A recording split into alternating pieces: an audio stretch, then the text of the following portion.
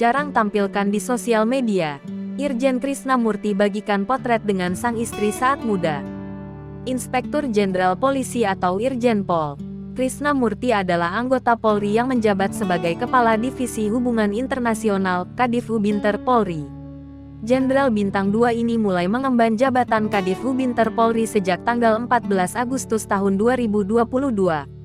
Penunjukan Krisnamurti tertuang dalam surat telegram Kapolri dengan nomor ST 2224 XKEP 2022 tertanggal tanggal 14 Oktober tahun 2022 yang ditandatangani ASSDM Polri Irjen Pol Wahyu Widada. Adapun Irjen Krisna sebelumnya menjabat sebagai Karomisinter Divhubinter Polri. Mantan atasan Ferdi Sambo ini pernah terkenal dengan jargon Tunbek Krime. Ia memiliki istri yang bernama Nani Aryani Utama. Krisna dan Nani juga sudah dikaruniai 2 orang anak, yaitu Alsana Rizky Krisna dan Altaf Andika Krisna. Sama halnya seperti wanita lain yang menjadi istri polisi, Nani Aryani Utama istri Krisnamurti juga merupakan seorang ibu bayangkari yang selalu setia menemani suami bertugas dimanapun.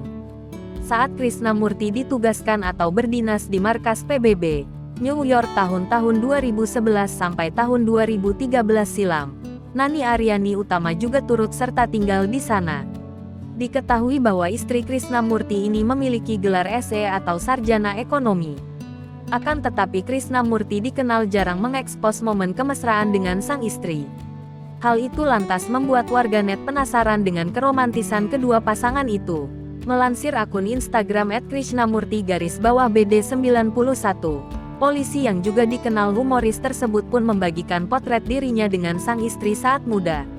Dalam unggahan tersebut, terlihat Krisnamurti tersenyum manis sambil menggandeng Nani Urami Utama yang masih muda.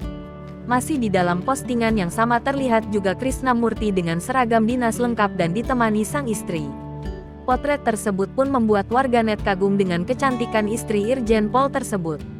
Banyak juga yang mengomentari bahwa Nani Urami Utama terlihat awet muda. Beberapa saat kemudian setelah sekitar 2 jam, postingan tersebut pun dihapus.